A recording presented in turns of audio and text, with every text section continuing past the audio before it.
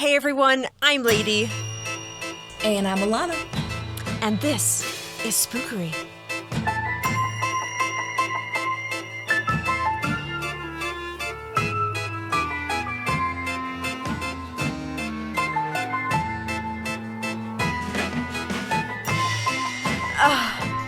Guys, it's only heckin' season 2. Only heckin' season 2. I know, right? In the grand scheme of things, season 2. It's here. We're here. We've done it. Man. Season 1, gone. Season 2, now. Oh, smashed it. Done. We put it to bed. It's on the shelf. We're good. We're ready to go. Season 2, baby. Season 2, because, we told you we weren't going to be gone for very long. But we're here. We're live. It's me. I'm bringing you my very first case for season 2. I'm very excited to. The Spookery Will was kind to me, and I'm presenting you a dealer's choice. A dealer's choice. Ooh. I don't know where I'm going with this. A dealer's choice. A dealer's choice. I'm so hyped to be here, to be with you, Alana. Hello. Hello. So nice to see you. I know. I haven't seen you since season 1. How you doing, ma'am? It's been so long. It's great. I'm alive. I have written a script, which I haven't done in a hot minute, which we were lamenting about before. I have the last 3 episodes that we recorded. I was not my script, not my problem. Not my script, not my problem. Yeah, we did those. The recaps were so unhinged, they were wonderful. Combined, we had 4.5 pages of notes, and I don't even want to call them notes because they weren't. They were little scraps of just maybe this thing. You date 1984. I fucked up some points. I think my little note was just I just fucked up again, and it was that was it. That was the note. Don't forget to correct that. And I'm just what was I correcting? Yeah, it was great. We did it. Yes. We did it. We did the damn thing. Season 1... No. Before I even say that sentence, I'm going to retract that sentence because I was going to say Season 1 has been put to bed, but it's not. Oh. Because I have an update. Oh.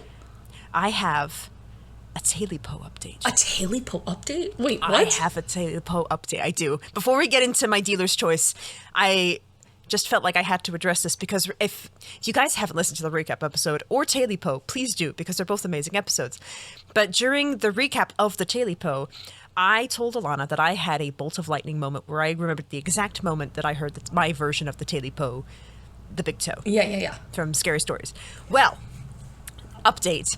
My father listened to the recap as he is wont to do. Yes. And he had a bolt of lightning moment. Oh, Spookery Father, yes. Spookery Father remembered the exact moment he heard his version of the Talipo, a.k.a. the big toe, a.k.a. the skinny toe, which is his version of the Talipo. And not only did he remember his version, he found it on YouTube and sent it to me while he was listening to the recap, and he was like, "This is my version." What? Oh my gosh. He found it. So I listened to my father's version of the big toe, the skinny toe, which is his, and it's there. It's on YouTube. So his version. Okay, well, first of all, correction, because I can't talk about the past without correcting myself. During the recap, I said that my dad was listening to an audio cassette by David White, which was incorrect. He meant Wally Whiten. It was not David White. We have no idea who David White is. I'm so sorry. If your name is David White, great. But I meant to say Wally Whiten, even that was my first correction. But that's also incorrect because it wasn't Wally Whiten either. So, this is my favorite correction. It's a double correction, baby.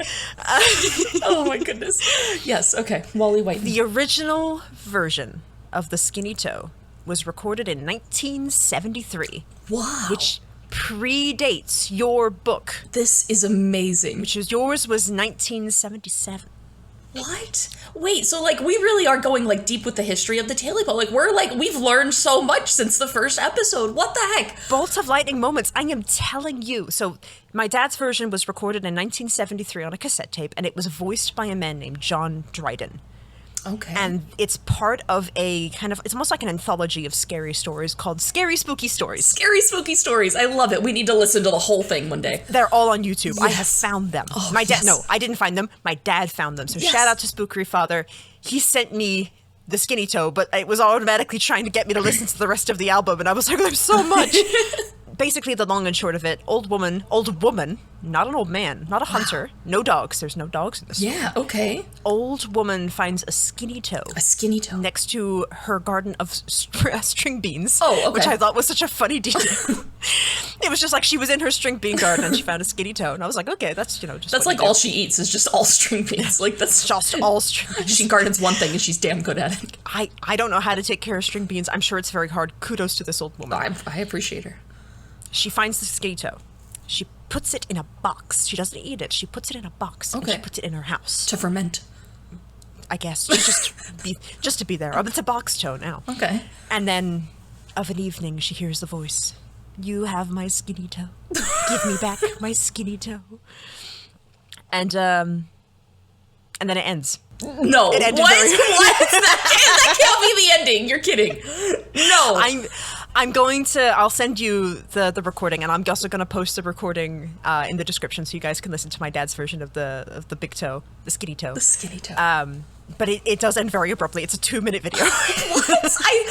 No wonder people have added and adapted this story. That's a lame ending. I mean, I love the beginning. Yeah. They set it up fantastic, but to drop the ball like that? Like, what happened to the writer? I feel like there's a story about that. Like, what happened to him that he didn't finish the story? There will be more Taily Poe updates, I'm sure. Because now we've only just scratched the surface of this story that apparently haunts my family. This is amazing. But there you go. That's my dad's bolt of lightning moment. The only addition that I have is that it's actually narrated by Sheriff Alana herself.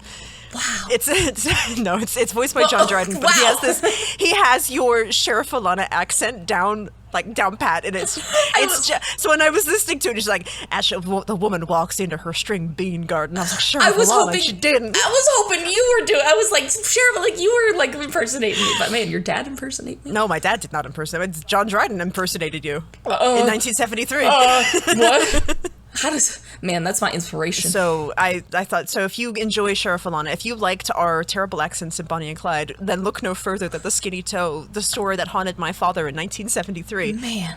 So there you go. But that's my Taily Poe updates with my double corrections and this new bolt of lightning moment. Oh. The story that keeps on giving. The story that keeps on giving. I genuinely was not expecting these Taily Poe updates. We talked so much about, like you said, the origins of this and like how it came from, like, or where it came from, how it evolved over time, and just like, man, to actually like kind of find a lot about this, I'm really excited. I want to listen to this now. We got Hasbro updates, we got Taily Poe updates. Those you can count on that, Spookery fans. The Taily Poe is the story that will keep on telling. It just won't.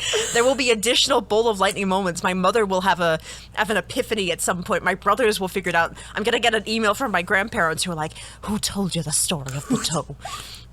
Who did it?" Oh my gosh. So who knows? Who heckin' knows? But yeah, so there's you go. There's your unexpected season 1 update. I figured it was a good time to just put it right in the front of my dealer's choice because I can talk about whatever I want. Yeah, that's true. You make the rules, ma'am. I can't stop you. This is your episode. I'm just here for it. You know. There you go. That is I guess, me trying to put season 1 to bed, but I don't think it can ever truly be put to bed. But that's that on that. That's the update that nobody was expecting. But there you go. If you want to listen to Skinny Toe, it's down below. Man, that's something I do love about the Spookery, like you said, is I don't think season 1 will ever be put to rest. This is not just a library; it's a living library. These stories are active stories that we are going to keep adding to, probably getting details and finding more out, unearthing different things, and who knows, like it's funny that like we're talking about this because I was actually watching a video the other day about like mysteries like that, BuzzFeed did where they're like unsolved but now they're solved, and I'm like, imagine Spookery doing that one day where we have these unsolved cases that we talk about and they get solved one day, and then we get to do like an actual update on something that changed, or I don't know. I'm excited to watch our living library continue to grow, evolve, and we just get to be a part of it. Who knows? Like Hinter Kaifek could get solved in our lifetimes, and we'll just be there to talk about it. Erdington murders, anything like any case that we talk about, very likely could have some sort of update, and that's just the beauty of Spookery. Is like we can just be like, hey, before we get into the episode, let me just update you. Right. Or we have our own little episode where we update it. They found the black hole in the center of the Bermuda Triangle, folks. Like, they did it. Atlantis. It's been real the whole time. Found. Yeah. Aliens. And they have nuclear weapons. We should be really worried about that. Man. Season 1. Season 1. So yeah, if you're new to Spookery and this is your first episode, please consider listening to Season 1 because it's really good, and we're probably going to keep referencing it forever because it's there and it's ours. Right? Yeah.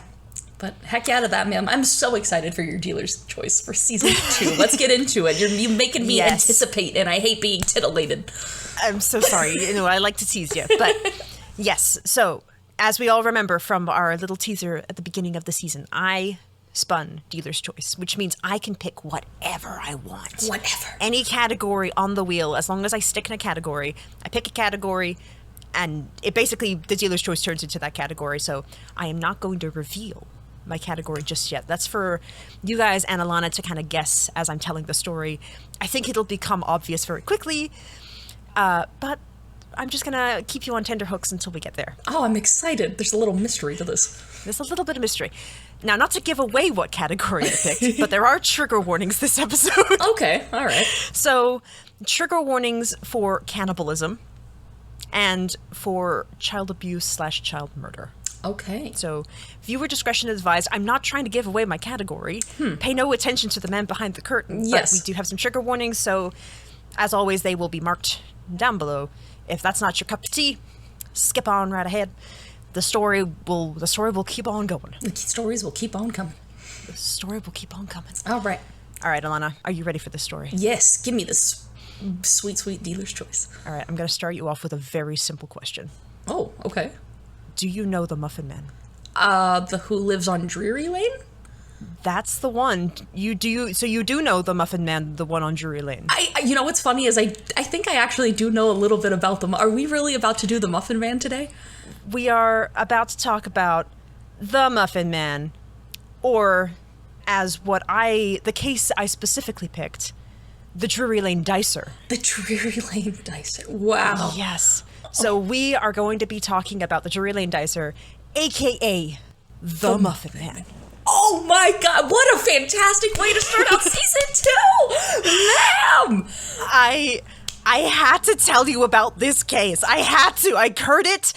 Okay, so flashback a little bit. Back in season 1, going back all the way over there. Yes. As I was perusing, looking for a case, as I am wont to do every 2 weeks, this was a suggested Facebook reel that popped up on my feed, and it was like, hey, you know the rhyme, the Muffin Man, the Muffin Man, the Muffin Man? Do you know the Muffin Man who lives on Drury Lane? You can't sing that song anymore because it's about a serial killer and it's disrespectful. And I was like, what the fuck are you talking about? Yeah, tell me more. What? You have my attention.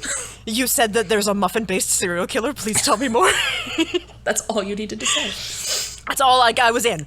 So I think this was around the time, I think it was around Erdington murder that this popped up on my feed. And I was like, shit, my thing is unsolved and this doesn't quite fit, but I'm gonna hold on to this one in case there's just the right category pops up, and I didn't need to because dealer's choice rolled around. Beautiful. So I am going to tell you the story of I'm going to tell you the origin story of the Muffin Man rhyme.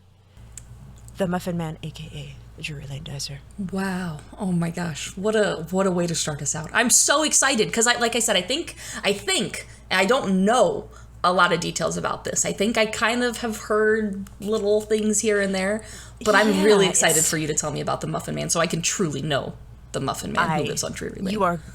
At the end of this, you are going to know the Muffin Man who lives on Drury Lane. I can't wait for someone to ask me that question and I can whip this out of my my knowledge belt and be like, yes, I do know the Muffin Man, actually. Fun fact for you, before we actually get into this, you scared the living daylights out of me the other day because I think we were just playing a game. We were having a great time, and you randomly went, "Do you know the Muffin Man?" And I was like, and I felt a cold chill down my spine. And she's like, "Oh no, is she gonna tell me about the case I picked for my dealer's choice?" And then you were just making a Shrek reference. I was just about to say it was 100% Shrek. I know that without a doubt. It was just a Shrek reference, but I literally had a good solid 7 seconds of panic. And I was like, how do I address this? Is this a spookery related thing? How do I address this? So I eventually decided, I was like, I'm going to play dumb and go, oh, like Shrek? And you were like, yeah. And I was like, Okay. No. We're good. It's so funny. I'll always reference Shrek, A. But B, it's funny because I feel like we try to actually, like, we only talk, like, true crime stuff on podcast. We try to almost avoid that topic when we're just hanging out because it's like we don't want to have that spoiler moment. So, like, I don't know. It's kind of funny. We really only have these conversations on the podcast. We save them for the Spookery. We do. And yeah, I think the half of the fun of the podcast, right, is that you and I get to surprise each other, and we're deliberately not trying to sabotage each other. Like, exactly. If we do know a case from the other one, it's purely circumstance. Exactly. And we have so many other, like, cool things to talk about when we're not recording the podcast. Right, like, exactly. The world's a crazy place. So many things, a lot of smells. So lots to talk about. Lots to talk about. There's so many smells. So many smells. All right, so teach me about the Muffin Man. Give me some context. I'm gonna save a lot of the context for the end because I think the story is more fun. All right. When you tell the story and then you tell the story again. So, because it's one of those where it's like the Brothers Grimm stories where, like, the Disney version is a lot softer than the actual story. It's like like Cinderella. She's like, she marries the prince and she lives happily ever after, and the ugly stepsisters are just jealous for the rest of their life. And the actual story, they're like, no, their eyes are ripped out. They're cadets forever. Yeah. Their shoes are made of hot coals. That doesn't make sense, but they are. And it's like, wow, this is unnecessarily dark. So the Muffin Man is very much that. Okay. So let's talk about our boy, the Drury Lane Dicer. Drury Lane Dicer was a man named Frederick Thomas Linwood. That doesn't quite have the same ring to it as the Muffin Man. No, the Muffin Man's a much more, like, I mean, he was born with two first names, which is, and he has three names, which is a classic serial killer trope. It is. So yeah. He was kind of fucked from the start. He was born in Yorkshire, England. He is considered England's first documented serial killer. Wow. Okay. Yeah, so I'm gonna say because this is England's first documented serial killer, there is not a lot of concrete recorded information, which I think is why it kind of became the story that it did. So it took a lot of, like, what's the right word? It's kind of like inferring, like, okay, we know this happened and this happened and this happened. So based on that, we're inferring that they kind of went this way. Yeah, okay. So bear with me on this one a little bit. This happened in the late 1500s to early 1600s. We were talking early England. Wow. Okay. All right. Yeah. So, no, well, like you said, it's a folklore kind of story for a reason. It's there, like you said, it's not that many documents from back then. It's hard to verify things. Yes, it 100% is. So bear with me on this one, but I did my best. I pieced together with what I had. So here we go. From what we know, he was born in 1563 in Yorkshire, England. So that's we know a year at least. We don't know when, but we know a year. Okay, that's something. And he was allegedly one of 13 children. 13? Okay. That's a lot of children. Send some back. Literally, that's too many. Cheaper by the dozen, but no. Yes, it's 13 kids. Like, come on now. Especially in, like... It's kind of funny. It's 1500s. So it's a baker's dozen, right? And he's the Muffin Man. That's 13. It's so funny you say that, because that's one of my next lines. I'm so sorry to steal your punchline. Oh, my God. No. I'm fun. We'll go straight to the fun fact. Fun fact, because he was considered one of the 13 kids, and he has a notorious twist to baked goods, it's actually speculated that this is where the term baker's dozen comes from. Bro, no, are you freaking kidding me? I am telling you, that was literally like my fun fact that I was gonna spill on you, but you guessed. You guessed it. And I was like, well, there you go. She knows. She just knows. That's actually crazy. I was just trying to make a cheeky little joke. I did not anticipate that actually being some sort of factual thing. Wow, what a neat thing. So there you go. It's speculated that this is the origin of baker's dozen. We don't know, but it's kind of a fun twist. Yeah. Da. All right. So, aside from him being a baker's dozen, not much is known about his siblings or parents. There's an assumption that there was some money in the family because baking was not a cheap pastime. Okay. And we'll get into that a little bit later. So it's speculated that his father was likely a merchant or either something to do with politics, maybe associated with the courts. Okay. But we just know that there was probably some money in the family since he became a baker. Okay. Naturally, being one of 13 kids made it exceedingly difficult for him to stand out and get noticed or any attention from his parents. Yeah. It's presumed that because he was constantly surrounded by other children, he really hated busy areas and loud noises. That's so understandable. Yeah, I think it was presumed that he was one of the older kids, and so, but not the oldest. So it was kind of, he had to be responsible, but he was constantly being made to take care of his younger siblings. So it was just... Yeah. Man, that's a lot of kids to have another kid take care of. Yeah, especially it's also like if you're one of the older ones, it's like you're just assumed to be like a third parent in a way. It's like you take care of all of your younger siblings because your mother and I have to go out and work. We have to go and do the thing, and the eldest is gonna take over, so they've got to come with me, and you just gotta watch the kids. Yeah, exactly. The 12-year-old's got to watch the 11-year-old. The 11-year-old's got to watch the 10-year-old, and so on and so forth, all the way down the line. Yeah, and this is the 1500s, so like... Yeah, that's... Like, they're just like, just keep them alive. Just keep them alive, goddammit. Yeah, just don't touch the fire. So. It's fine. We'll be back in 12 hours. Pretty much. So yeah, as a result, hated busy areas, loud noises, so when he kind of got to that age where he could leave home, and it's presumed either late teens, early 20s, okay. He decided to move to London, where he'd be constantly surrounded by loud noises and busy areas. That's a solid choice. Okay. He was like, Yorkshire, too busy, too loud, moving to London, which is bigger and louder. Like, what was the thought process there? I'd like to know. I don't think we can answer that question. Well... Yes. So it's presumed that he made the move early adulthood, like I said, set off to London, and he decided that he was going to start a bakery, because he's like, what's a really quiet pastime, and I have money. I'm going to be a baker. Okay. And lo and behold, there was a vacant lot right on Drury Lane. Yeah. I was, for a minute, I was like anticipating. I'm like, where? Tell me. And I was like, oh yeah, the rhyme. Yes, on Drury Lane. Funny fact. Yes, I knew the answer. Wow. This is the end of my knowledge. That's all you need to know. That's all you need to know. Because if you know any more than this, we're going to run into some problems. Gotcha. So, from what I can understand, I think it's... Some of the documents said that he owned the building and others said that he rented, but I think he owned the actual shop building. Okay. So he owned the bakery, and then his home was either the space above the bakery or behind the bakery, and I think he owned that portion of the building, or he owned the building. So, gotcha. Differs from source to source. Okay.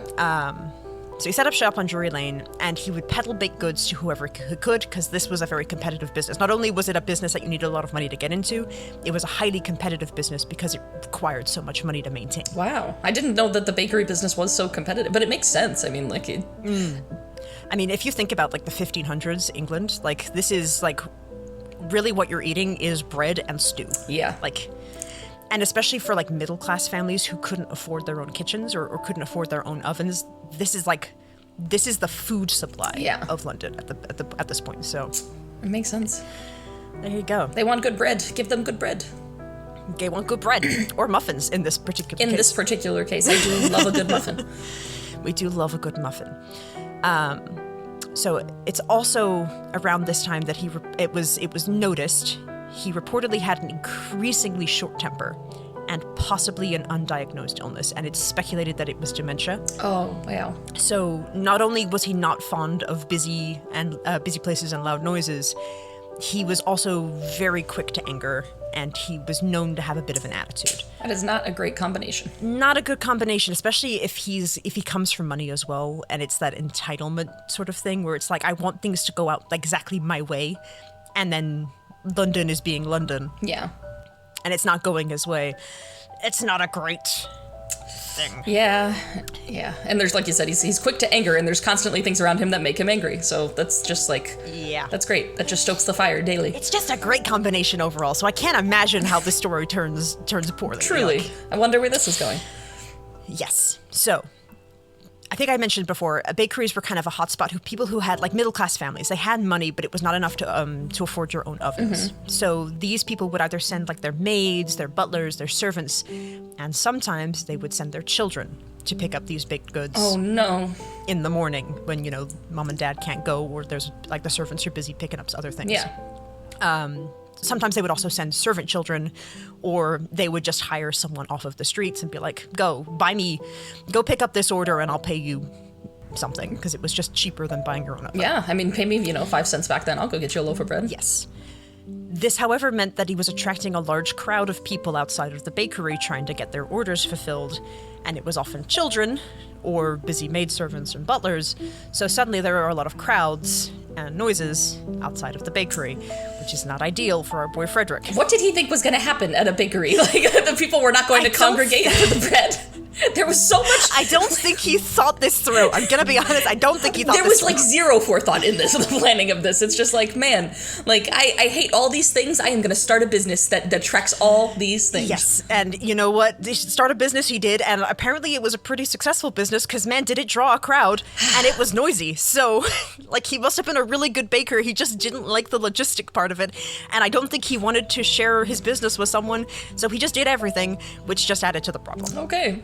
He did everything? Like, he had no employees? Like, that's what you mean? Like, and for baking at the time was not a thing. You did not have employees. The baker was usually the one who sold the goods, baked the bread. We're going to talk about it a little bit later, but yeah, they did everything. Okay. I'm going to give bakers a lot of credit right now because they deserve a lot of credit. Those some bitches are up at like 4 a.m. making us the delicious pastry. Like, you got to get up so early, and then to like be like good at customer service or to have any, you know, like social skills after you've been like, actually back then there's no air conditioning. You're in a hot room with an oven, like a brick, like wood fire oven, I'm assuming. Like, that shit is gonna, I would be pretty irritable too. So yeah. I won't give him that. It's just stacks and stacks and stacks of unfortunate on top of the thing. And it's like, I'm really glad that you were a really good baker. I'm really sorry that the work environment was not ideal. Yeah. This is not the franchise for you, my guy. No. Like, bake as a hobby. He had money. He literally probably could have done literally anything he wanted, and this just, why did you choose this? I don't know. But he did. He chose this, and maybe that was like, it was the only thing that he was good at home. Like I said, there's not a lot of documentation of what his early life was like. Maybe this was just the thing that it was the only thing he got joy out of, other than, you know, being forced to watch his brothers and sisters. So that's fair. He just didn't expect it to be this grueling. That's fair. Yeah. So, because he had a pretty successful bakery and he was pretty good at what he did, there would be flocks of children outside of Linwood's bakery. Okay. It's actually speculated that orphan or street children would join the crowds and attempt to steal the richer family's orders. They would be like, no, I'm the servant. Give me the bread. And then they would like run off with it. That's great. So it's a good hustle. Yeah. It's a good hustle for the 1500s. But of course, that meant that more children were being attracted to these crowds, which was just making the whole thing so much more like problematic. Yeah, children do be loud. Children do be loud, and apparently the crowd of kids got so bad it was actually starting to cost him business because people couldn't get through the crowd of children to place the orders. They're just like, it's just a mound, a wall of children. Like, oh man. Yes. Okay. It's like a Taylor Swift concert, and you're trying to get to the front, and there's just a wall of children. That's it. That's it. Imagine trying to get through a mosh pit. And it's like you just can't. Hungry children trying to get to muffins and bread and stuff like that. You're not going to get through. You're not. It's the pack of wild animals. You're not. So yeah, apparently. So of course Linwood is looking at this like there's just a crowd of children outside of my bakery, and the actual paying customers who are like affording me with this lifestyle can't get to my bakery. Yeah, things were starting to get a little heated, a little dicey. He knew he had to come up with a way to kind of address this problem. And you and I would address this problem very differently than the way that Frederick decided to address this problem. Yeah, there's anti-children fences. You just install one of those someday. They're like, you know, the pigeon things, like the little spikes. Kids hate those. You just put those up. Yes. I mean, like, a bouncer would have been a good idea. Just be like, just get a really big guy and just scoop up the children. You just get barrels of children and take them away. Just, like, make a hayride and be like, children, while you're waiting, get on the hayride. And then just, like... Right? They're like pigeons. They're going around the block, and so the actual people can get the order. If you just sprinkle some bread out, like, on the sidewalk, like, away from the building, they'll flock elsewhere. Like, it's... Yes. You just send someone Start spreading bad rumors about your bakery so the kids stop coming. What's the thing you do with kids when you don't want to? You tell it's spicy. You're like, oh, this is spicy. You wouldn't like this. You wouldn't like this. Yeah, it's spicy. It's spicy. This is spicy bread. Well, spicy bread it was. I mean, what? Foreshadowing. I don't know. It's just I saw a thing. Okay. Anyway, so He knew inviting people inside the bakery would be a terrible idea because one, would have people in his working environment, so he wouldn't be able to reach his tools and his, ingredients easily. But then that was also introducing a risk of theft. Yeah. So, like, even adults coming into a bakery, like, any sort of baking tools, like, can go for high money, especially if you're selling it to a competitor. Yeah. So, nil point. Do not invite people into the bakery. Yeah, no, that's a bad idea.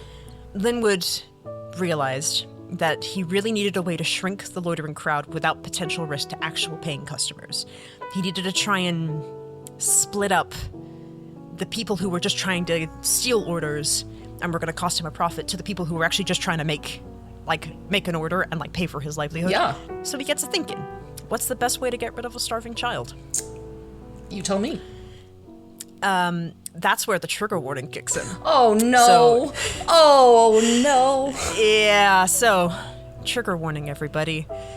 This is the part where we talk about child murder and cannibalism. All right. Well, I wonder what's going to happen. No spoilers or anything. So, what Frederick Linwood decided to do was that he would tie a string around a muffin and he would use it to lure a child round to the back of the shop. This doesn't sound real. It's in the I almost said the records. It's in the records. It's in the records, Alana. It's in the records.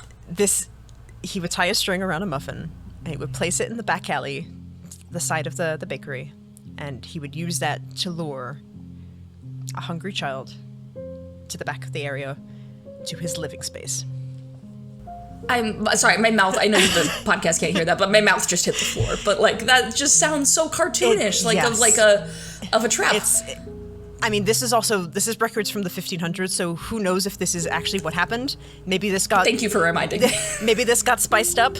I don't know, but yeah. Pretty much in every document that I found about this case, wow, they all reported that this was the method that he used. He tied a string around a muffin and dragged it to the back, and he would lure a hungry child into the back alley. That's wild. Okay. So, hungry child would follow the delicious baked good into the back alleys and into Linwood's home, which was either, like I said, above or behind. So it either went up a set of exterior stairs, or it would go straight into that back space. Okay. So here's another point where the reports vary a little bit, so bear with me.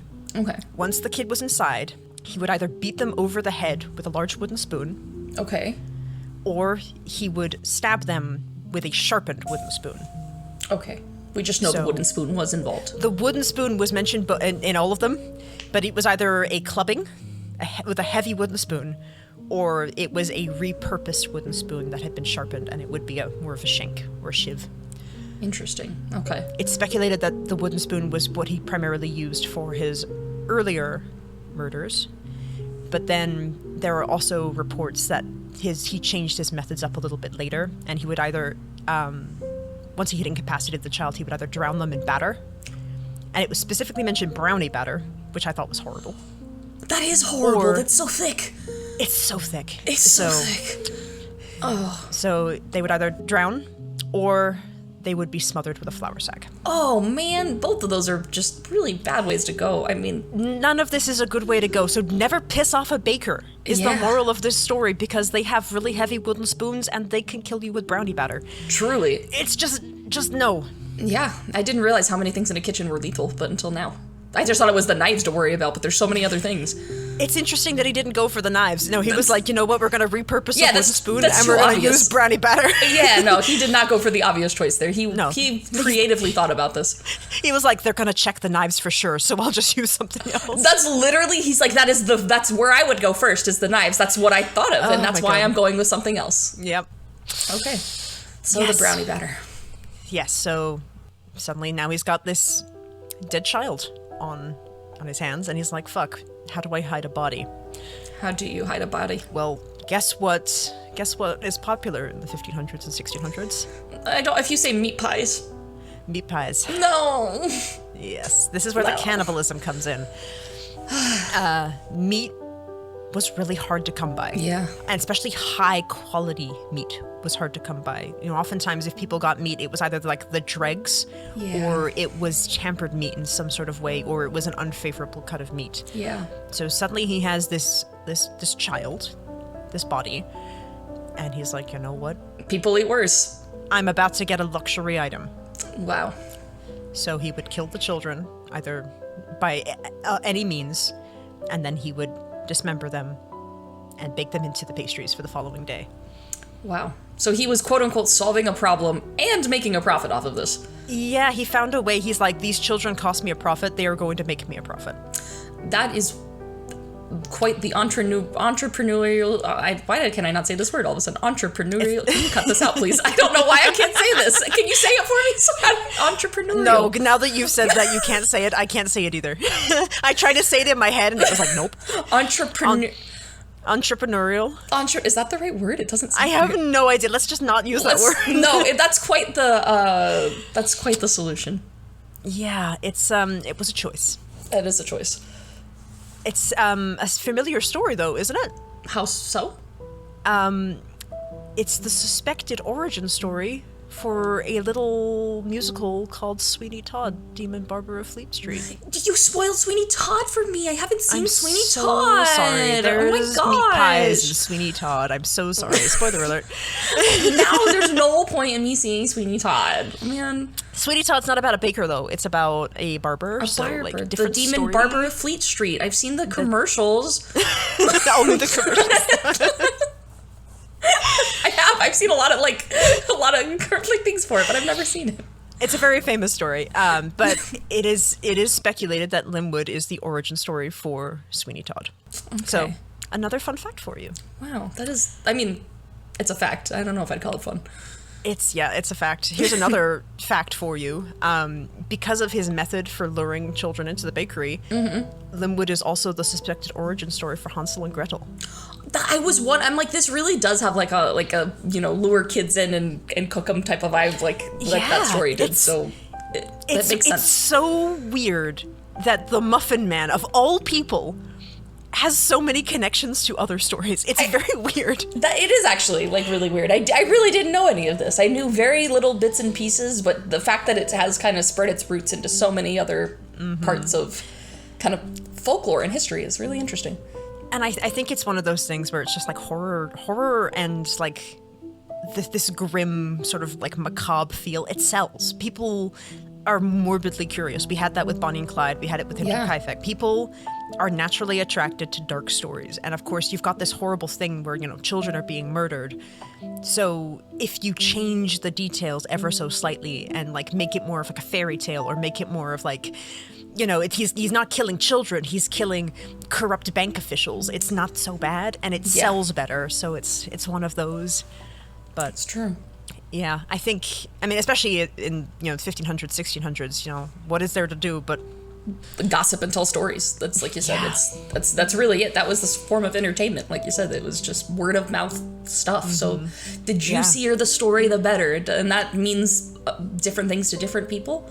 And so, like you said, there's a whole genre of people. I mean, look at us. Our podcast is literally called Spookery. So it is, but we're more about telling the victim stories than to hype up the murderer who baked children into meat pies. Absolutely. Definitely a different perspective on everything. Yes.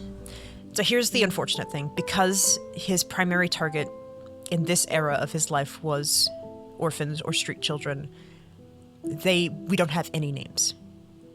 Not a single child is named. They were just... it was just known that children were taken. We don't know their names. We don't know how old they were. Nothing. So that's so sad. Yeah, it's really unfortunate, especially because he killed 15 children this way. Wow, that's a lot. I mean, truly think about that. When we even like modern day serial killers, like the people don't. That's a large number of people. That's children. Like you said, it's children. That's a whole kindergarten. That's a kindergarten class. Yeah, and it's sad. Like you said, we don't know their names, and they're just kind of lost to history. But. Yeah, it's awful, and Linwood don't get no better. No. So,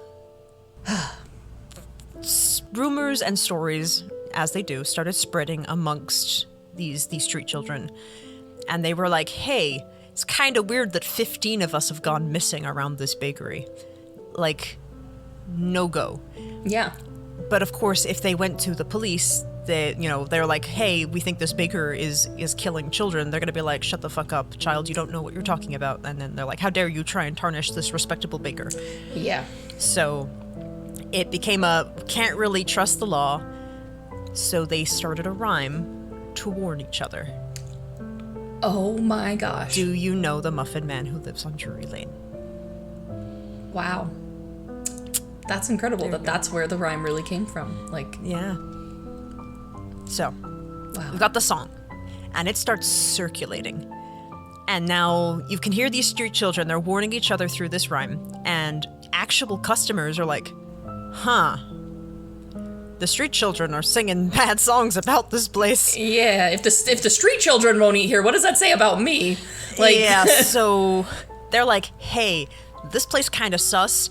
Kids aren't touching this place with a 10-foot pole. Now the adults are like, I don't think I want to touch this place with a 10-foot pole. So they stopped sending their errand children, their servants, they stopped sending them to throw the orders. They were like, there are like 1,000 other bakeries in London that we can choose from. If one's a 2-block walk down that way, easy. We'll just send them to that bakery instead. Yeah, for real. So Linwood loses a lot of business. And his meat for pies. And he has meat for pies. He only got 15. So, yes, only. That's such an awful thing to say. He got 15, but at least it stopped at 15. Yeah, but it's also like, did anyone notice? Like, they're just like, hey, it's kind of coincidental that, like, all of a sudden no one's going here and this man's no longer selling meat pies. Like, At any rate, Linwood was forced to close down his bakery. Thank goodness. And he returns to Yorkshire. So he leaves London. Okay. We do not know what happens in this time. Different set of records, different set of people, different set of anything. There's just this block of missing history. Wow, okay. Several years later, Linwood is back in London. Oh, no. So, couldn't keep him away for very long. Yeah. Opens up a brand new bakery in Drury Lane. People have forgotten about the Muffin Man story. Things have died down. The street children have either gotten jobs or they've moved on. There's a new set of kids on the block. He's able to kind of rebuild his thing, which once again says a lot about how much money he's had. The fact that he failed a bakery, went back to Yorkshire, and then was able to set up another bakery. Yeah, I was gonna say, did he have like some sort of like tie to Drury Lane? Why did he go back there specifically? Like, I feel like I would have picked somewhere else. If I had a failed business in one spot, I would have picked a different location. That's just me. I would probably do the same. I was like, I don't want to people to see me in this neighborhood, but maybe he had some sort of emotional connection. Maybe his family took him there. Maybe that was just where the property was affordable. Like, maybe that was just that was Baker's Row, maybe. Yeah. We don't know, but he set up another location in Drury Lane. I think it was just I think it was 2 blocks down, if I remember correctly. Interesting. So, a lot of time had passed naturally, and in his leave of absence and his tarnished reputation, several other bakeries had opened on Drury Lane. There we go. This was kind of Bakery Row, it looks like. Wow. Lots of other bakeries had set up on Drury Lane that once had occupied his old building and had set up around his old building. So now there's a lot of competition. Oh, and Linwood was not used to competition. He was like, I was the best baker with my meat pies. Okay. So didn't take much for Linwood to return to his old ways. Wow. He just got a crowd and people forgot that quickly? But this one's a little different. This target was he changed his target a little bit, but the result is the same. Okay. So outside of work hours, when the bread is resting, when he wasn't managing a store and baking bread, yeah, Linwood supposedly broke into rival baker shops and decided to thin out the competition. He actually took and cooked these other bakers? It doesn't say that he cooked other bakers, but he definitely took out rival bakers. Wow. Yeah. I think what most of the documents that I read said that he would either beat his rivals to death and try and make it look like an accident. How does one get accidentally beaten to death? I don't know. Rolling pin fell on the guy's face. I don't know. It just happened, officer. I wasn't there. Okay. All right. I can only tell you what these really sparse documents had. I don't know. I think he tried to make it look like an accident. I don't think he succeeded because these are attributed to him. Maybe he's just an idiot. He fell and drowned in his own brownie batter, sir. That's all I know. It's so strange, that brownie batter. He wasn't even planning on making brownies that day. He just fell in. Oh, man. Whose brownie batter is this? He doesn't even sell brownies. He doesn't even sell brownies. But anyway, all in all, Linwood is suspected of killing 15 children and 7 rival pastry chefs. He got 7 of them. All on Drury Lane? All on Drury Lane, because he would only go for his competition. How many bakers were there that he was able to kill 7? This must have been, like I said, this must have been Baker's Row. Like, there were just bakery, and like maybe they specialized in different things. Like, he was the Muffin Man. Yeah. But maybe there were other who were making bread, they were making more savory dishes, they were making... And maybe these were just like headquarters and they were actually like selling out on the street rather than like in the buildings. I don't know. I do not know. Interesting. It's really hard to find information about this case. Yeah, no, that's crazy. Yes. So once again, after 7 bakers just up and went missing after this other baker moved in, Londoners were like, hey, something's up with this Yorkshire Muffin Man. We're not really feeling it. He's kind of problematic and he's angry and now people are dying. Yeah, sussy was So this wasn't the kids that reported him. This was actually adults like, hey, my favorite baker either went missing or had a terrible rolling pin related accident. Yeah. Can you go and investigate? Yeah, can you do anything about this? This is like sussy wussy again. Like, Sir, please. And the police were like, nah, can't be him. What? Can't be him. No, they was like, no. His muffins were good. Couldn't have been him. Oh my gosh. The police, they poked around. They did one interview with Linwood, and they were like, it's not him. Yeah, that's all it takes. One interview. He's cleared. That guys, he has an alibi for every night. He was baking muffins, like, clearly. Yes. Do you see the muffins right there? They didn't bake themselves. He was baking those I muffins. was literally about to say, these muffins don't bake themselves. That's literally, I feel like what he probably said. He's like, oh yeah, you think this bread bakes since I was just baking bread? I'm always here. Look at these hands. Yeah, muffins don't rest. I don't rest. I'm always working. Muffins don't. I don't know if muffins rest. I've never made a muffin. I think bread rests. I don't think muffins rest. I think they're like cupcakes, kind of, right? I don't know. They're just ugly and slightly less sweet cupcakes. Hey, how dare you? They're beautiful to someone. Beautiful on the inside, unless they're bran muffins, in which case they're not my favorite. They're lumpy and stuff. I don't like raisins either. Get your bran raisin muffins away from me. We're in agreement on that. We can keep the bran muffin away. All right. I bet Linwood only made bran raisin muffins. Yeah. The cops loved them. Those coppers, they were their bran raisin muffins. All right. So, people are like, hey, bakers are going missing. Police are like, nah, not Linwood. So, what's a crowd to do when the police won't act? Mob justice, baby. Yeah, did they get pitchforks? They got the pitchforks, they got the rolling pins. They're like, we're gonna beat him to death with his own rolling pin. That's how you do it. So there was a crowd formed. It speculated around 1610, 1611. So quite a lot of time has passed. Okay. Crowd broke into Linwood's bakery and beat him within an inch of his life. Wow. Okay, they're like, we're tired of you killing all the other bakers. Yes. Stop we it. have no proof, but we're pretty convinced it's you. Get the fuck out of London. Oh my god. And they beat him within an inch of his life, and they ran him out of London back to Yorkshire. Man. All right, so mob justice. Mob justice. So he's officially out of Drury Lane, moves back to Yorkshire at around 1610, 1611. Wow. Okay. So, 1612. Linwood is back at his family home, presumably, eating a dinner like he hasn't committed 22 murders. And according to a coroner's report, while he was eating dinner, something distracted him. Either, I think some of the reports it said it was a cockroach that skittered across the table. Oh. Others, it just said that he just choked.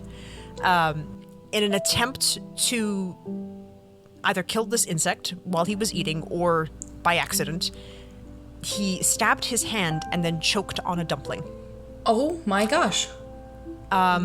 Because his mouth was full and he couldn't scream because he had just Choked. hurt himself. Yeah. He just choked to death. Wow. And he died. What a way to go. After all that, just he just chokes and dies all peacefully by himself. Yeah, at least he was by himself. He wasn't surrounded by loved ones at the time. No, it was a shitty end to a really shitty person. And I think it was said it was discovered a few hours later by a neighbor who attempted to resuscitate Linwood but was unsuccessful. That, I am just what an ending, truly. There's this rampant guy who's literally cooking and eating people, killing all his competition, and that they run him out of town, and he's just living peacefully by himself, and he just chokes and dies. He just chokes and dies. A funeral was held 2 days later, and he was reportedly buried upside down. Well, is there why? We don't know. Okay. Apparently he was buried upside down, and he was buried in an unmarked grave. I think people were kind of onto his shit that he killed 22 people. Yeah. So he was buried in an unmarked grave. Okay. It was around this time that his crimes were kind of being looked into, so this is when things started getting attributed to him. Okay. But once again, this is all very, like, allegedly, and there was no official trial because he was dead. Yeah. So they kind of tacked his name onto it. He might not have done it, but they tacked his name onto it. It's reported that his gravesite later became a McDonald's. That's great. Which was then later demolished. Okay. Became a department store, Okay. which closed down. Okay. And as of 2012, the land is undeveloped. So Interesting. So don't build a business on it. This man curses businesses. Apparently, if you're building a McDonald's or a department store, it's closed down. Okay.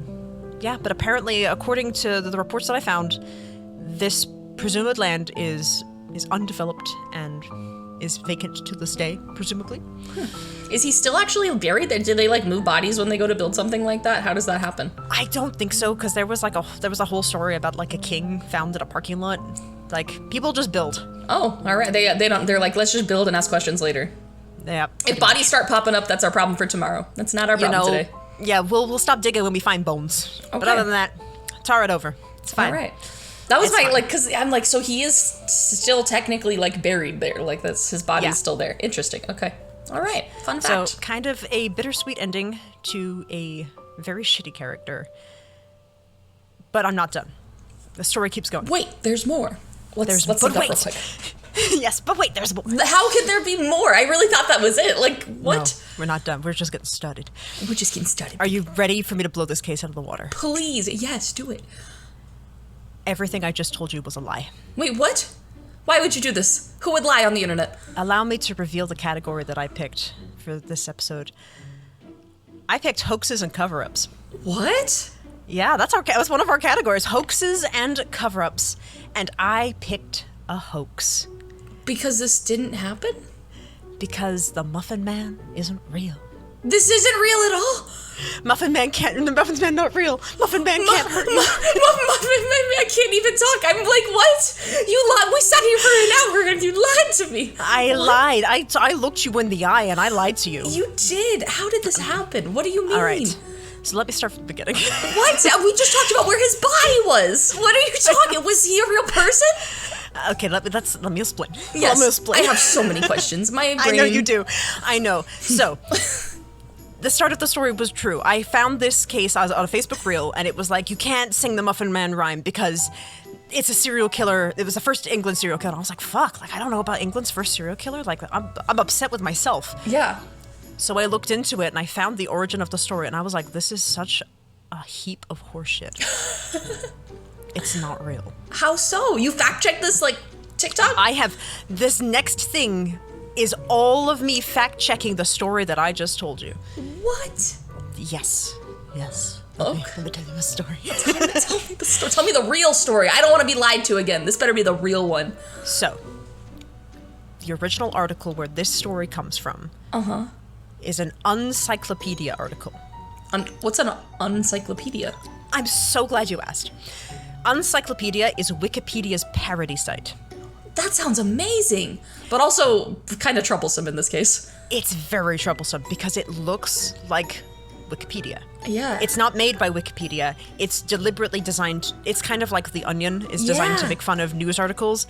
Encyclopedia is designed to create parody and false articles and phrase them like they're Wikipedia. I want to work for them. That's Alana Facts. Like, that's a book. That's a book of Alana Facts. I love it. I think both of us would work really well because I just fucking bullshitted an entire Muffin Man story to you. I think it would be a lot of fun. It would be. This particular article, The Muffin Man, aka the Drury Lane Dicer, was published in March of 2008. It lists Frederick Thomas Linwood as England's first documented serial killer. It lists that he killed up to 15 children and 7 rival pastry chefs between the years 1589 and 1598. And at first glance, it's like, fuck, this looks like legit. This looks like a real Wikipedia article. But like the more you read, the more you start going a little cross-eyed and you're like, what? Yeah. This is so awful. Like, and it's... Didn't take me long to realize, oh, it's fake. So I'm going to debunk this step by step for you because... Yeah, please do. Oh my gosh. Okay, so let's start with the rhyme. Okay. So I said that the rhyme started as a method of kids warning each other about this bakery in Drury Lane. Yes. Incorrect.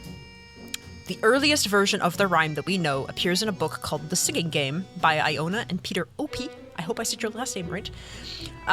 Iona and Peter Opie, published in 1820. 1820 myself, not 1920. I'm checking myself on the dates. Man, this is growth. This is like personal growth. I'm learning. Season 2, new lady. New lady. Published in 1820. There's also a manuscript published in 1919. That's the old lady coming back. We spoke too fast. I spoke too fast. There's a manuscript published in 1819. There we go. Gotcha. Called Life High and Low. It features a piece that's called The Dandy Muffin Man of Drury Lane. Okay. The lyrics for The Dandy Man of Drury Lane are, don't you know the Muffin Man? Don't you know his name? Don't you know the Muffin Man as lives on Drury Lane? Okay. So... this is much later than... Yes, we're talking about the 1800s. This is Victorian England. This is much, much later. Yeah. Life High and Low lists this as a song that was sung in cellar bars, which were promiscuous clubs or gallows. Gallow hops, so like people would go to like watch a hanging. Oh. So these were like songs that were sung there. That seems like a very strange combination of things to happen. It kind of makes sense, because Victorian England is very dark and awful. Okay. And people are dying left, right, and center. They're dying of starvation. They're dying of being run over by carriages. They're dying of disease. They're dying of alcohol poisoning. Everyone's dying. Death is just a thing. Yeah. So people kind of made death kind of a game.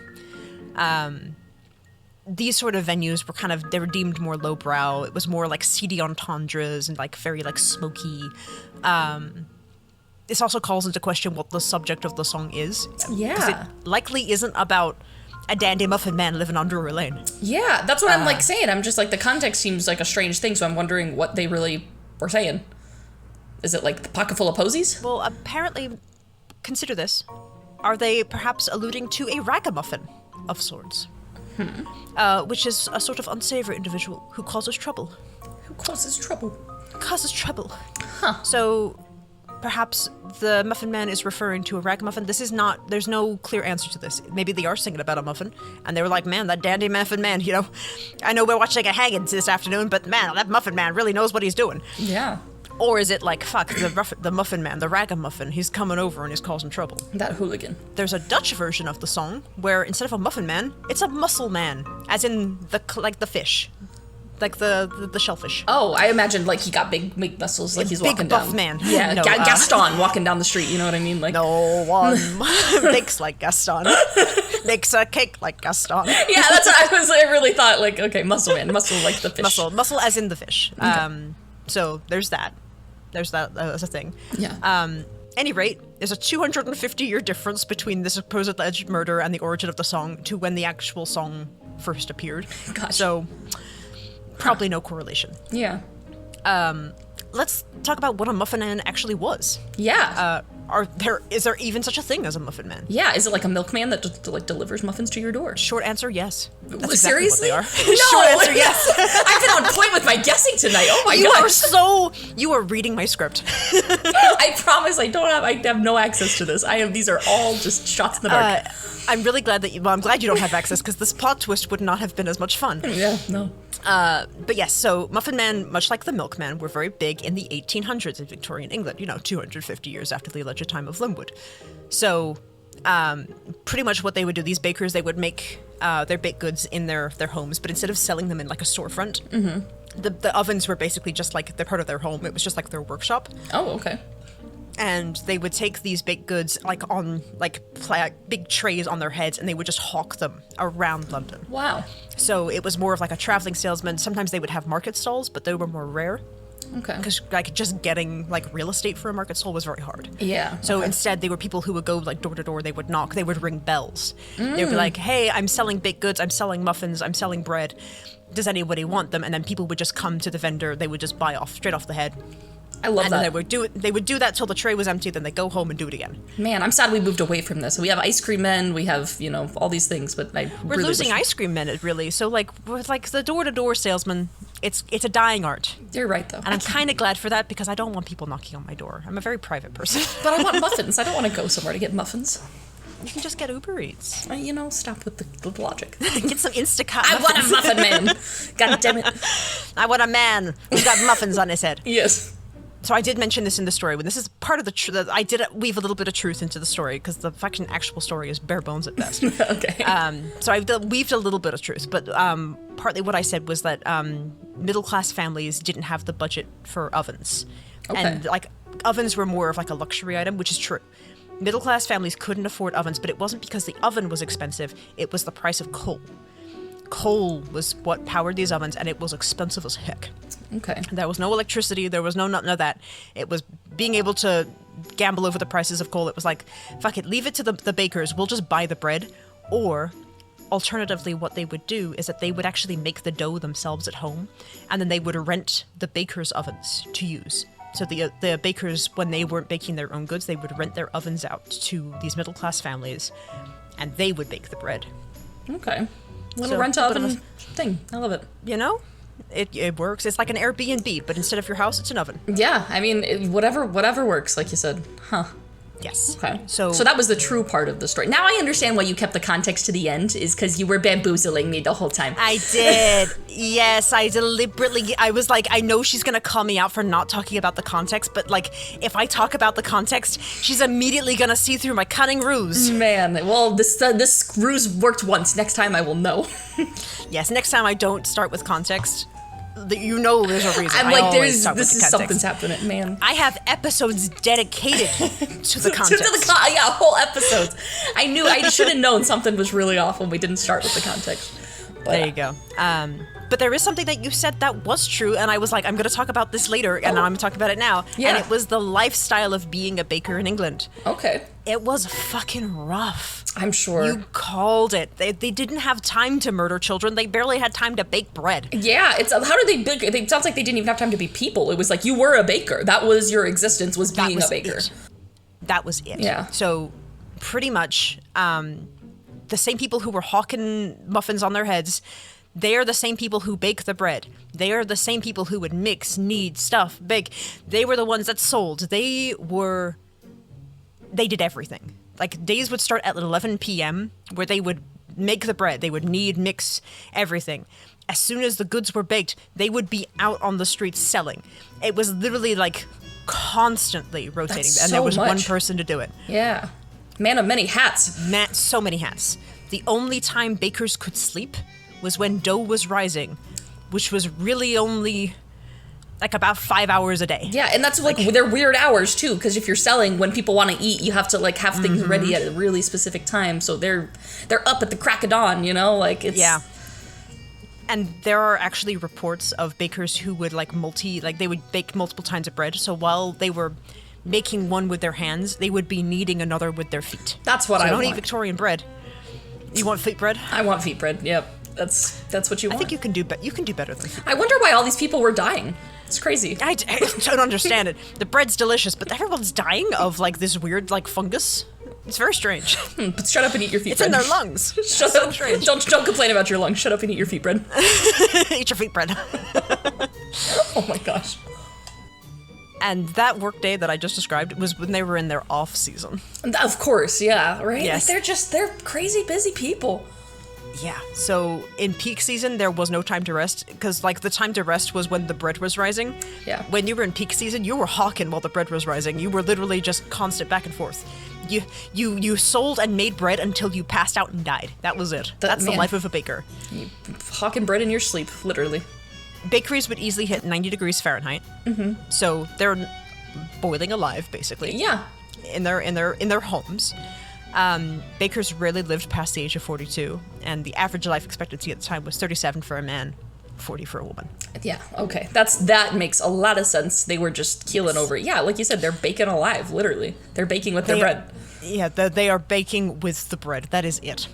Those poor sons of bitches. Most common baked good was bread. Okay. Not muffins. Wow. So there you go. It was a no-fuss baked item. Yeah. You know, you mixed it, it rose, you baked it, you sold it. It's just a lump, and then you throw it in the oven, and then it comes out a nice baked loaf of bread. Pretty much. Pasties, or pastries, and pies, much more uncommon. Ingredients weren't the biggest cost, but it was more an obstacle of finding fresh ingredients rather than any ingredients. Interesting. Like, you could get eggs, you could get, like, flour, you could get fruit. It might not necessarily be fresh. Yeah, and I mean, like, you don't want to eat a not fresh egg. Yeah, and especially for, like, cakes and things where, like, fresh ingredients are kind of required. Yeah. Especially if you want people to keep coming back to you, it was more easy to bake bread. Yeah. Because it's like, I don't necessarily need, like, fresh eggs and fruit for bread. No. If I can get my hands on it, great. I can have a luxury item for one day. And Yeah. that was it. Yeah, pretty much. Like you said, in these, like, where are they keeping these things cool in these, like, 100-degree rooms? Like, that's crazy. But if they got a sourdough starter, they got money for days. Easy. Nice and easy. Yeah. Because of these weird constraints, a lot of bakers would take shortcuts. So some bakers would line their flour with chalk. Oh. Again, why? I wonder why they're all dying. Crazy. I don't know. It's the feet bread and the chalk. I don't know. I can't breathe. Shut up and eat your feet bread. Literally. Oh my god. They would also use animal fat as butter. Okay. And the food dye that they would use to decorate wedding cakes were oftentimes poisonous. Of course. You imagine you've ordered a beautiful wedding cake. It's the happiest day of your life. Your spouse just keels over because they ate poisonous food coloring. Yeah, they're like, this smells like feet. I wonder why he died. This is crazy. There's like arsenic in this. I guess arsenic's just blue. It's kind of got a chalky flavor to it. Crazy. Kind of Oh my gosh, man. I wonder why these people were dying. You know, it's strange that life expectancy was so low. Yes, Can't imagine why. Just to eat the bread. You know. Let's talk about what muffins were back then, because they were not the muffins that we have today. Oh. We're not talking about bran muffins and chocolate chip muffins and blueberry muffins. No, ma'am, that was not a thing. No? These are Victorian muffins. What's a Victorian muffin? So, do you know what an English muffin is? Yeah, I love English muffins. They're like that. Oh, okay. Well, I mean, like, it's not as good though. Like compared, if you not as good. I mean, like There we go. if you told me like, hey, Alana, I have a muffin for you, and then you handed me an English muffin, I'd probably cry. Like, I'd be like, why'd you do this? Why'd you lie to me again? You just did this to me for an hour about the Muffin Man, and now you did this. I feel like after this episode, you're never gonna trust me again. I'm gonna send you like a meme, and you're like, is it though? Is it a meme? I promise this link isn't spam. I'm gonna be like, Definitely will not give you your social security number. Just send just on it. It's fine. Oh man, give it a week. The trust will be back. I'm sure. Like after your episode next week, it'll be fine. It'll be fine. All will be forgiven, and then I'll get hoaxes again, and I'll do it all over again. I know. I'm like, I'll never fall for this again. And we're gonna have this 3 episodes, and I'm gonna be bamboozled. That's the beauty of me being so naive. You know, it's why I love you so much, and it just means that this episode was so much fun. Just to watch your face, just shift in horror as you realize that we just wasted an hour. I had a lot of facial reactions this episode. It was great.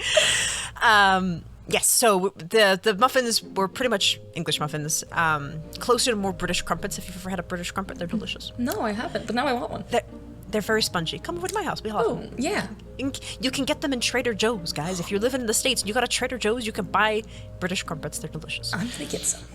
That's where I get my British fix. When I want to embrace my British side, that's where I go for my English breakfast items. Ooh, so you heard it here, guys, from a real British person. I hide it very well. Anyway, back to American lady.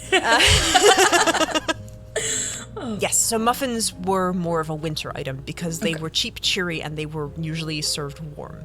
Ooh. So like you buy them warm, you would spread the butter, it would melt in, they were very spongy. It was a winter treat. That sounds great. And if you saw a Muffin Man, an actual like man hawking muffins, these spongy delights, it was actually a symbol that winter was on its way. Winter's coming. Oh wow, that's awesome. You'd be like, man, I have the holidays, the cold. I mean, I'm sure back then winter wasn't as fun. No, winter in Victorian England, I'm sure, was not great. They're like, that's a sign. Fuck, the Muffin Men are here. More men are gonna die. We're about to lose 14 of our 26 children. Yeah, that's more like it. Yeah. So, here's another thing to consider. The location.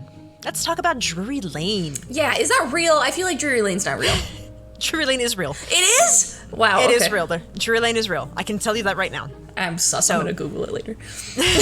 Well, you don't need to because I Googled it for you. We're about to talk about it. But did you? I know. She doesn't believe me for the whole rest of the episode. Check these sources. They're all here. Drury Lane did exist. And it existed in the 1600s. But it only started existing in 1615. So a whole 3 heckin' years after Linwood supposedly died. So did they specifically write this story to be as like unfactual as possible? Like, I think they did. Okay. I think they were like, hey, the Muffin Man rhyme is kind of fun. What if it was all a horrible serial killer and let's make everything up? Yeah, okay. I love that. Yes. So let's tell about the history of Drury Lane. Yes. The real history. The real Drury Lane. Before 1615, Drury Lane was owned by the Drury family. Wow. Crazy, I know. Yeah. Sir Robert Drury owned the land, and he built a mansion called the Drury House. Wow. In the 1500s. So, very aptly Drury named. Manor. Yeah. Yeah, he's like, we of the Drury family built the Drury House in the Drury land, and it's ours. Yes, and these are my Drury children that will carry on our Drury legacy. Signed by me, Robert Drury. Yes. Well, following the death of Sir Robert Drury and his great-great-great-great-great-grandson, the property was divided amongst various Drury family members. Man, so Robert Drury the Sixth got like a piece of the cut? I don't know what this great-grandson's name was, but... It's Robert Drury the Sixth, we know it. Oh, sure. We'll just say it is, for story's sake. We'll say it's Robert Drury. We've made up so much already. Is this where we're gonna stop now? This is where the facts stop happening. Pretty much after the death of Sir Robert Drury's great-great-grandson, the property was divided amongst various family members, and they were all turned into different parcels of Drury land. Okay. Each Drury family member was like, I can do whatever I want with this land. And you know what? This parcel of land, I don't want it. Build houses and businesses here. Okay. That was when they started building these rows, these columns.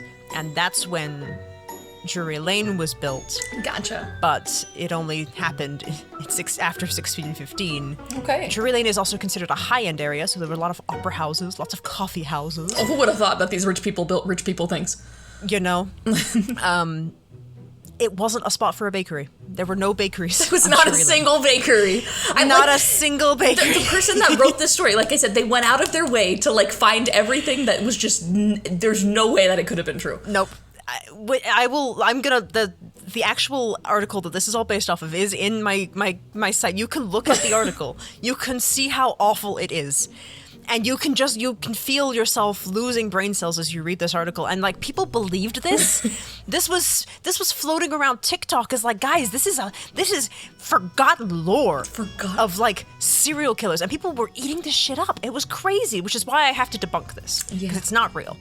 So yeah, there were no bakeries on Drury Lane. Sorry, there's no Muffin Man on Drury Lane. Sorry, everybody, unless they were hawking muffins on Drury Lane, but I don't think they were, because it was a high-end area, and they would have been like, cut that shit out. The residential area's over there. Yeah.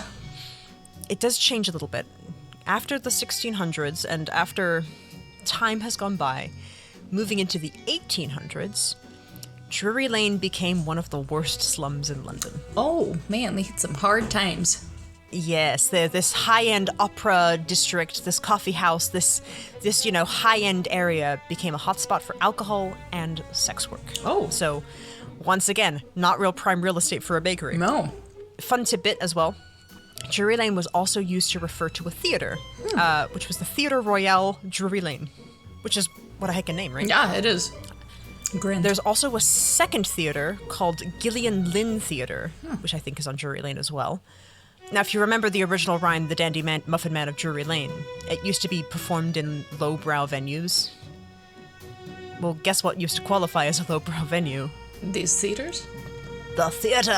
Really? The theaters were a lowbrow venue? The theaters, they were a lowbrow pastime. I didn't know that. So it's also possible that this Muffin Man rhyme might have been an oral play performed in these Drury Lane theaters. Interesting. Referring more of like the ragamuffin of Drury Lane with these problematic crowds in these theaters. Wow. Okay. On top of this as well, still no records anywhere of there ever being a muffin bakery on Drury Lane. Yeah. Even in the 1800s, all the way to the 1600s, so not really a thing. Okay. Now here's something to consider. There is another version of the rhyme, but instead of Drury Lane, it's set on Dorset Street. That doesn't rhyme as well. Yeah, the Muffin Man of Dorset Street. Do you know the Muffin Man, the Muffin Man, the Muffin Man who lives on Dorset Street? It just doesn't sound great. Not the best. Dorset Street's in East London, in the Spitalfields, and some of you may know the Spitalfields as the stalking place of Jack the Ripper. Ah, okay. Yeah, so its reputation is, and I quote, the worst street in London. The worst street in London. What a reputation. I want to visit, actually. I want to visit Dorset Street. I mean, you can. Dorset Street was originally built in 1874, so once again, still not there in the 1600s. Okay. It was originally called Datchet Street, but it was nicknamed to Dawson Street because it had a high number of doss houses. And I bet you're wondering, what's a doss house? I was wondering what a doss house was. Thank you for not making me ask. Nah, I got you. Because I was also like, what the fuck's a doss house? A doss house is a low-cost lodging, so kind of like a hostel. Oh. It's very, very like, you paid like a penny for a night, but you got a very small shared room with a communal bathroom if you were lucky. Sometimes you didn't even get a bed. Sometimes you just got a rope that you could lean on. You get a rope that you can lean on? What a horse? Like, I just get to stand out front next to the trough? Like, There was just like a rope hung from like one wall to the other, and you could lean on the rope. You paid to lean on the rope.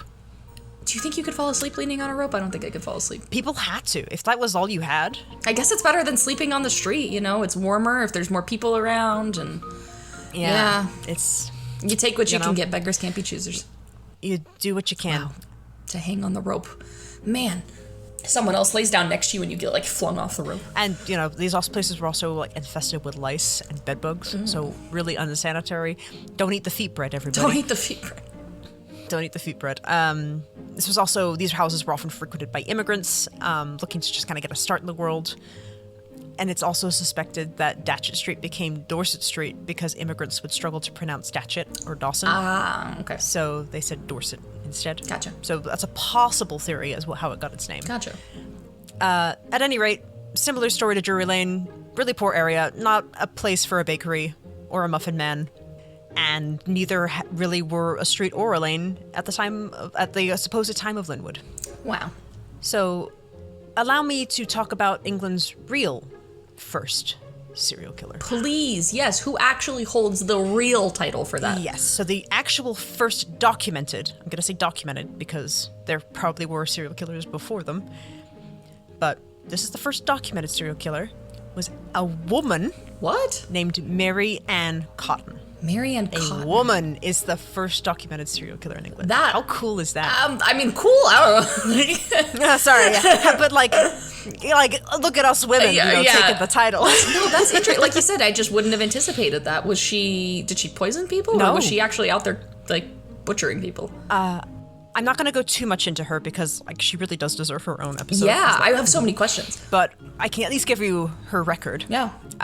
So she was born in 1832, so this is Victorian era, not the 1600s. Okay.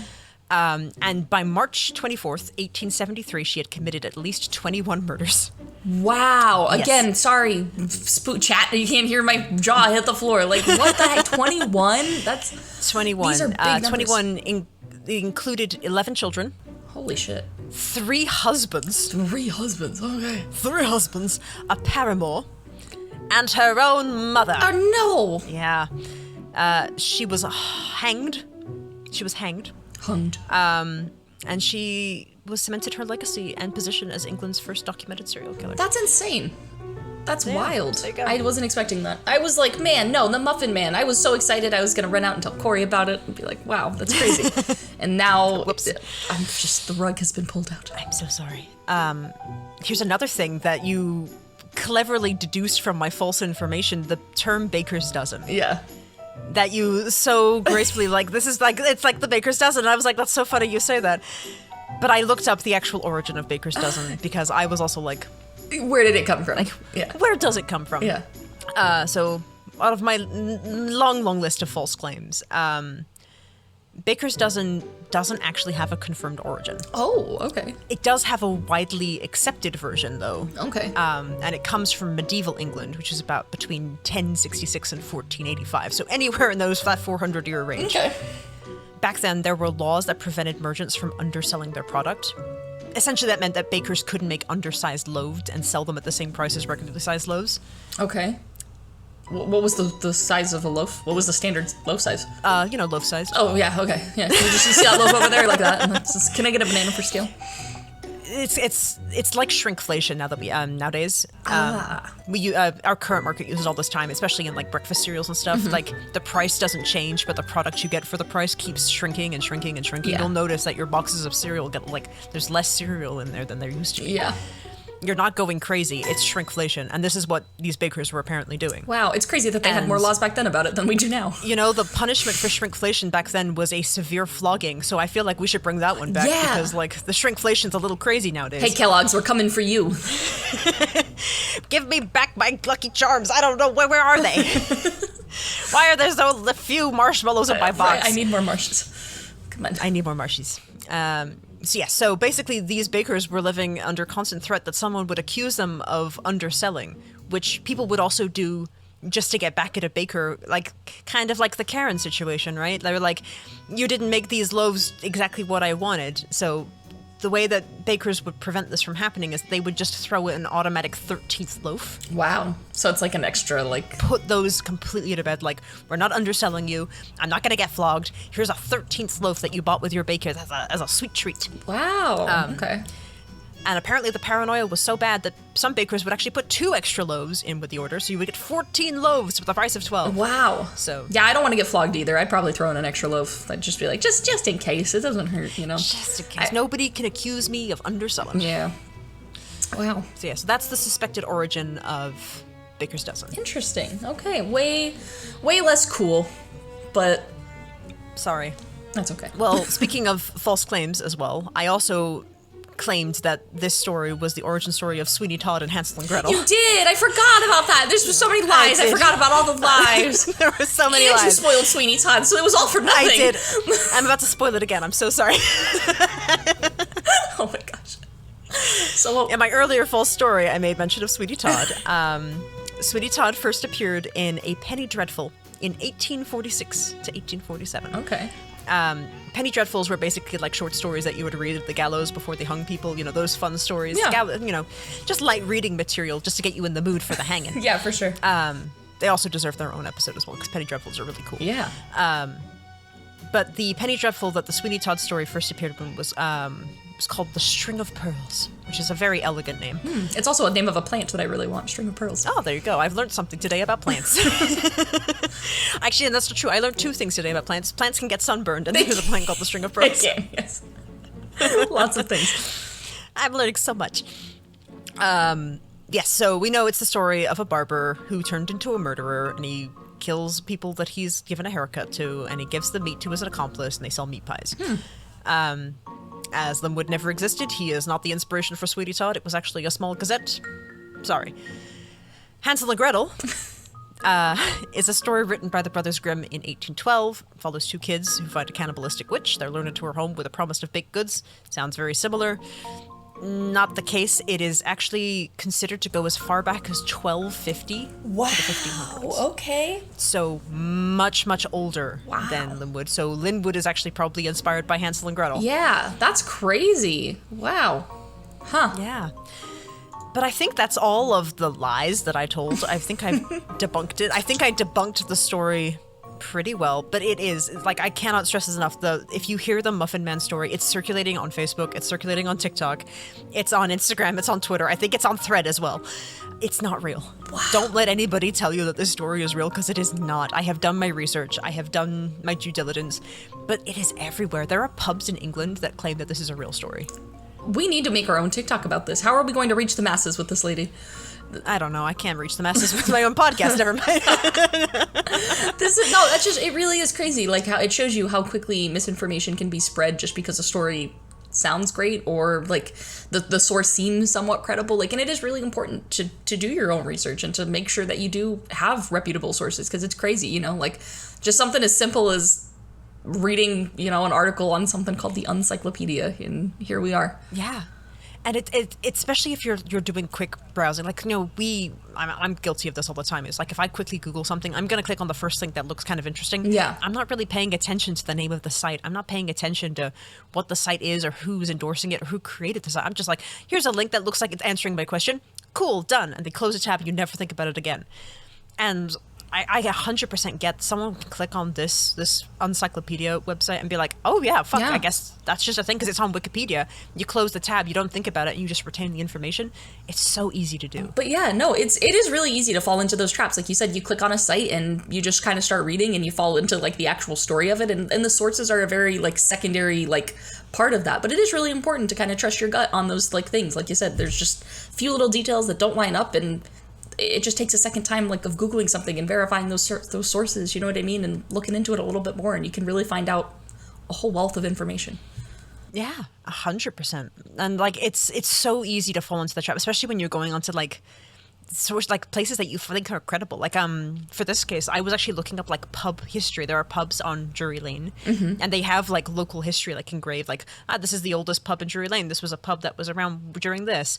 And in their history, they even talk about the Muffin Man as if it actually happened. Yeah. And it's like, no, this was invented in 2008. I can actually point to you the place that it was invented. Yeah. But the story just becomes so much larger than the source. And it's so easy to be like, if I found the pub first, I'd be like, yeah, I guess the Muffin Man was real. Mm-hmm.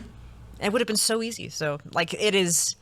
Yeah, it's just, you know, if you're feeling a little shifty about it, it's so easy to just be like, you know what, I'm going to spend 20 extra seconds and just Google that particular point. Yeah. Or if something sounds too good to be true, it usually is. And in the cases where you're like, man, that's just a crazy story, maybe it is just that, a crazy story. It's not real.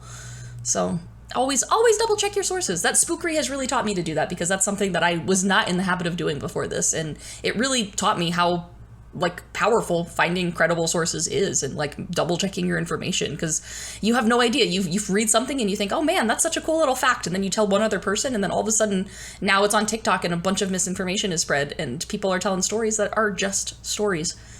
That's it. I couldn't have put it better myself, ma'am. Like, just yeah. But you know, we at Spookery we try very hard to make sure that all of our information is right, and even when we're not sure, we try and say like, hey, I'm not sure about this. Yeah. It was reported, but I don't know if it's true. I did it in this episode, even though I was lying to you. So you did. And it's just what you got to do. Like you said, never be too confident of anything, and, you know, just double check your sources. Yeah. And I think it's a reminder that people can lie. Yeah. And it's very easy to forget that people lie. But people lie. People lie all the time. Yeah. Especially when they've got that shield of anonymity. Words are hard. Words are hard. Anonymity. I'm doubling down. Sure, that's it. Anonymity. They're anonymous. Yeah. When they're internet anonymous. Anonymous. When they've got a shield of the internet. Yes. You can say whatever you want. And people do. People lie. And that's it. That's the that on that. That's the that on that. Man, but you told the story so well. You bamboozled me. I think this is exactly how a hoax should be told. Of just, you fooled me, you bamboozled me. I was hoaxed, if that's how it's told. I was hoaxed. It happened. Get hoaxed, everybody. Get hoaxed. We were all hoaxed. You hoaxed the whole audience. Look, I want you, audience, spooky listener, I want you to be honest. I want you to raise your hand if you believe me for the first half of the story. I'm not shaming you, but I just want to know, am I a good liar? I think you are, ma'am. You totally had me on the edge of my seat. I'm like, wow, this is the first killer ever. The first killer, England's first serial killer starting with a bang. No, I lied. No. Now I feel like the only rightful episode after this is to do the real first serial killer of England. Well, May that the really depends spirits. on what the Spookery Spirits and the Spookery Wheel tell me what to do. I hope that they give you something good. I think it's time for me to spin my wheel, which I haven't done in a hot fucking minute. I know. Are you ready to get a new category? I'm so ready to get a new category. I'm like, man, what does it mean to spin the wheel? What does it mean to have a case? What does it mean? What does it mean to have to go in line with what someone else wants and not just what you want? I know, because like this last one was just me doing what I wanted, but now the Spookery Spirits are going to be like, fuck you, don't do that. You have to do what we want you to do. Right. Like, okay. That is the fun of it, though, is sometimes you get kind of challenged a little bit. I was saying before, the Monte Cristo episode, that was something that was totally out of my wheelhouse, and I felt like Lady was so much more suited to tell that story, but it was so fun to write because I was writing it for you. Oh, man. Well, this sounds awful, but the Muffin Man was written for you. The lies are written for you. The lies! The lies. But no, like, I mean, I'm sure you can tell, Spookery listeners, we write these stories for each other. We write stories for each other because we just want to tell them to each other, and like I think that makes the podcast so much fun. And you know, there are categories that we're gonna get that I'm just not good at, and there are categories Lana is gonna get that she's just not good at. But we're gonna do our damnedest, and it's gonna be amazing. It's gonna be awesome, and it's just practice for the future. We're gonna keep filling our library, our living library. Yeah, and who knows? Maybe we'll get some more repeats. Maybe Alana's next category after her beautiful Survivor story is going to be hoaxes and cover-ups. Could you imagine? And I would love that. If this last season 1 was the season of cults, I would like this to be the season of hoaxes. I would love to get a chance to bamboozle you back. That would be great. But that's time you'd see it coming because you would know the category. You did have like the bonus of like, you're like, I'm not going to tell you the category. I should have been more suspicious. You didn't tell me the category and you didn't give me context. And I'm like, that's fine. This is a normal thing. This is happening. This is something that I always do. Yeah. This is so lady. This is so ladylike. The woman who eats context for breakfast doesn't want to give me context right now. Yeah, that really should have been our first red flag. All right, ma'am. But, you know, I can't do it again, so... No, you executed it perfectly. Let's see what the Spookery Wheel has in store for me. Yes. All right, here we go. We're spinning. Spookery Spirits, what do you have to say? I'm nervous. I'm like, what am I going to get? I hope it's something good. I hope it's aliens. It nearly landed on cover-ups and hoaxes. Which I thought it was funny. But no, I've got unsolved mysteries. Unsolved mystery. We haven't done an unsolved yet.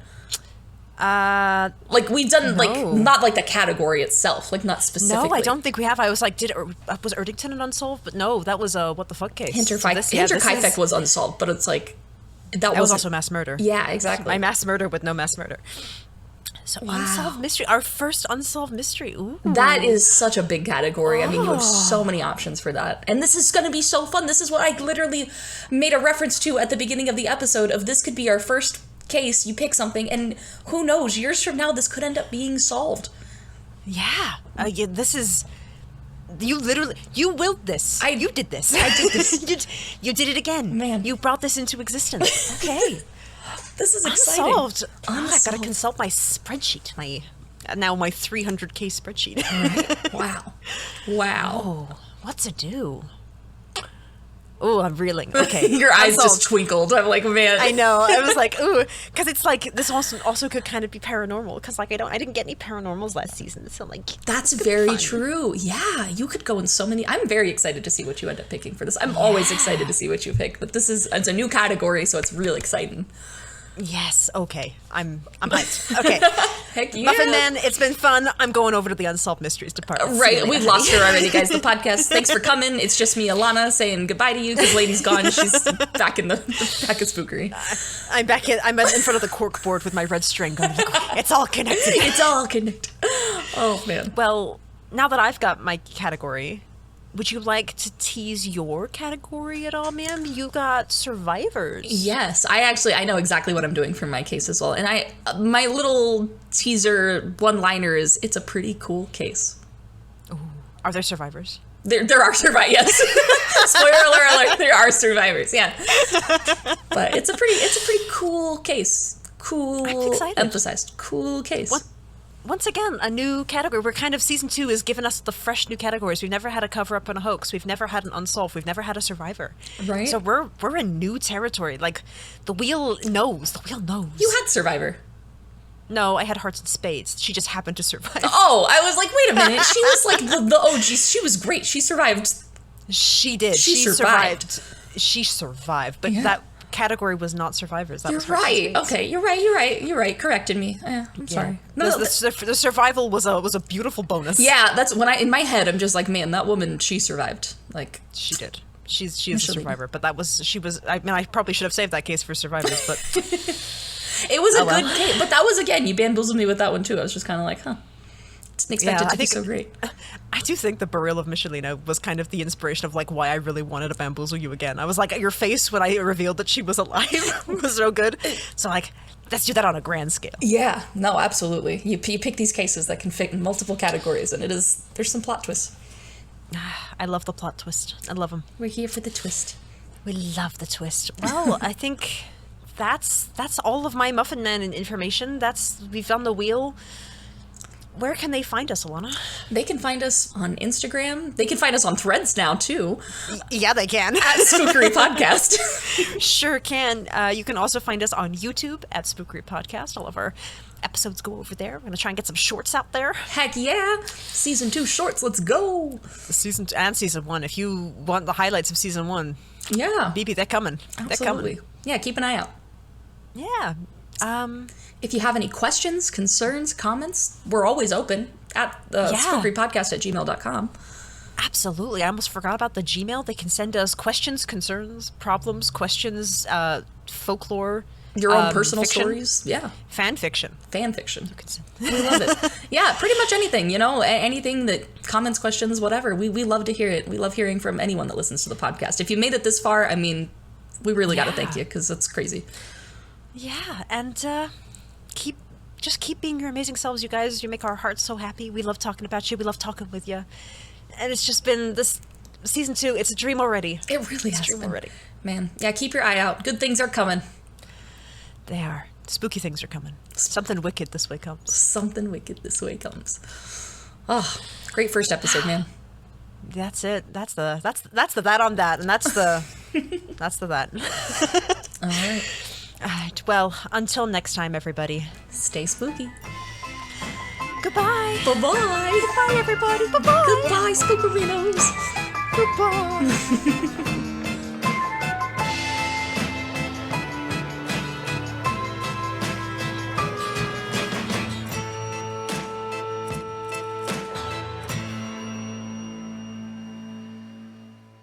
No. It's false. I made it up. It's total fabrication. It was invented by a writer. It was invented by a writer. Oh my It's gosh. false. It's false. I made this one up. It's so fitting. It's so fitting. Bamboozled, man. Get bamboozled, everybody. Get bamboozled, man.